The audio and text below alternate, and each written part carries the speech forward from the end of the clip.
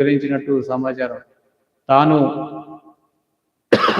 Upload చేసిన చాలా సినిమాలను టెలిగ్రామ్ ఛానళ్ల నుంచే సేకరించే వాడిని రవి చెప్పినట్టు తెలిసింది. కస్టడీ గడువు పూర్తవడంతో పోలీసులు నిందితుడిని తిరిగి న్యాయస్థానం ముందు హాజరుపరిచారు. కేసుకు సంబంధించిన మరిన్ని సాక్ష్యాలు సేకరించేందుకు దర్యాప్తు కొనసాగుతుంది.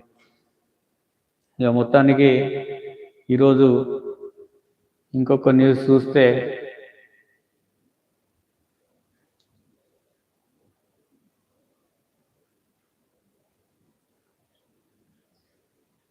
న్యాయవాదుల సమస్యలను వెంటనే పరిష్కరించాలి. టీజేఏఏ రాష్ట్ర అధ్యక్షులు, హైకోర్టు న్యాయవాది జక్కుల వంశీకృష్ణ, లా సెక్రటరీ పాపిరెడ్డికి తెలంగాణ జూనియర్ అడ్వకేట్స్ అసోసియేషన్ విజ్ఞప్తి. జూనియర్ న్యాయవాదుల సమస్యలను ప్రభుత్వం, బార్ కౌన్సిల్ వెంటనే పరిష్కరించాలని తెలంగాణ జూనియర్ అడ్వకేట్స్ అసోసియేషన్ రాష్ట్ర అధ్యక్షులు, high court advocate Jakkula Vamsikrishna demand చేశారు. ఈ మేరకు టీజేఏఏ ఆధ్వర్యంలోని ప్రతినిధి బృందం తెలంగాణ లా సెక్రటరీ పాపిరెడ్డికి, బార్ కౌన్సిల్ సెక్రటరీ వి నాగలక్ష్మిలను వేర్వేరుగా కలిసి వినతి పత్రం అందజేసినట్టు వంశీకృష్ణ తెలిపారు. అడ్వకేట్ వెల్ఫేర్ ఫండ్ ఫీజు తగ్గింపు, కొత్త హెల్త్ కార్డులు జారీ చేయాలని టీజేఏఏ ప్రతినిధి బృందం పత్రం అందజేసింది. ప్రస్తుతం వెల్ఫేర్ ఫండ్ కోసం 36 నుంచి 65 సంవత్సరాల న్యాయవాదులకు వయస్సు ఆధారంగా 50,000, 75,000 వరకు ఫీజులు నిర్వహించడం చాలా మందికి భారంగా మారిందన్నారు.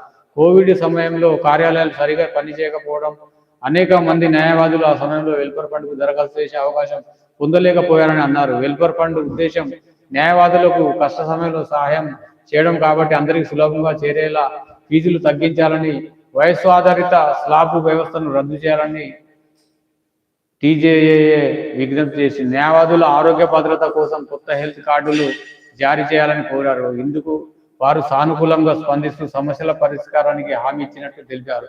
ఈ కార్యక్రమంలో సంఘం స్టేట్ జనరల్ సెక్రటరీ రంగు వేణుకుమార్, నాయకులు గాజుల రమణ తదితరులు, అల్లెం శ్రీనివాస్ తదితరులు పాల్గొన్నారు.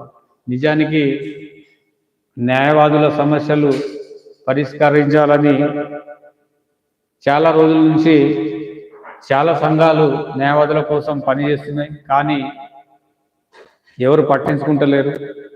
ఒకవైపు న్యాయవాదులకు రక్షణ చట్టం కావాలని, అదేవిధంగా 41A సిఆర్పిసిని రద్దు చేయాలని, అదేవిధంగా న్యాయవాదులకు కూడా జూనియర్లకు స్టైఫండ్ ఇవ్వాలని, అదేవిధంగా హెల్త్ కార్డులు కూడా 2019 నుంచి జూనియర్లుగా కొత్తగా వచ్చిన న్యాయవాదులకు హెల్త్ కార్డులు లేవు.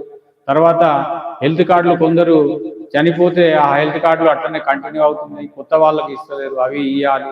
మరి వాస్తవానికి చూస్తే న్యాయవాదులకు కూడా సమస్యలు ఉంటాయి, వాళ్లకు ప్రాబ్లమ్స్ ఉంటాయి. కాబట్టి ప్రభుత్వం కూడా న్యాయవాదులకు ఇప్పుడు ఈ 36-60 సంవత్సరాలు ఈ వెల్ఫేర్ ఫండ్ అనేది కూడా దాంట్లో ప్రభుత్వం ఇచ్చేది ఏం లేదు వాస్తవానికి. ఎందుకంటే వీళ్ళు టైంలో 35 years ఏజ్ లోపు ఉన్నప్పుడే అడ్వకేట్గా ఎన్రోల్మెంట్ అయినప్పుడు కట్టుకోవాలి. అయితే వీళ్ళు కొందరు ఏదో కారణాలతోటి వెల్ఫేర్ ఫండ్ కట్టని వాళ్లకు ఇప్పుడు ఫైన్ లాగా 50,000 నుంచి 75,000 దాకా కట్టి దాంట్లో వెల్ఫేర్ ఫండ్లో సభ్యత్వం పొందుతుంది. ఈ వెల్ఫేర్ ఫండ్ కూడా ప్రభుత్వం ఇచ్చే డబ్బు ఏం కాదు. మేము ప్రతి కేసుకు 250 రూపాయలు టికెట్ పెడతాం.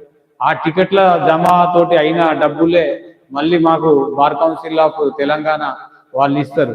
ఈ వెల్ఫేర్ ఫండ్ ఏదో గవర్నమెంట్, అందుకు అసలు అడ్వకేట్లకు న్యాయం జరగాలంటే వాళ్ళకు ఆర్థికంగా హెల్ప్ కావాలంటే ఖచ్చితంగా ప్రభుత్వాలు ఎంతో కొంత, ఇప్పుడు కనీసం మేము మా తరపున ఎంత జమ అవుతుందో అంత డబ్బులు ప్రభుత్వం కూడా పెడితే ఇప్పుడు న్యాయవాదులకు హెల్ప్ అవుతుంది. కానీ ఆ పని చేస్తలేదు. ఎలక్షన్ల అప్పుడు మాత్రం న్యాయవాదుల సమస్యలు పరిష్కరిస్తామని బుడ్డర్ ఖాన్ మాట్లాడతారు, హామీలు ఇస్తారు. తర్వాత ఓట్లు అయిన తర్వాత మళ్ళీ న్యాయవాదుల సమస్యలను పరిష్కరించే పరిస్థితి కనబడదు. కాబట్టి ఖచ్చితంగా న్యాయవాదులకు న్యాయం జరగాలంటే న్యాయవాదులు కూడా పోరాటం చేయక తప్పదు. ప్రతి ఉద్యమం వెనుక న్యాయవాదులు ఉంటారు, కానీ న్యాయవాదుల సమస్యల మీద ఎవరు మాట్లాడరు. ఎందుకంటే న్యాయవాదుల గురించి మేమెందుకు మాట్లాడడం, వాళ్ళకే తెలుసు కదా అన్నట్టు వివరిస్తారు. కాబట్టి ఖచ్చితంగా న్యాయవాదుల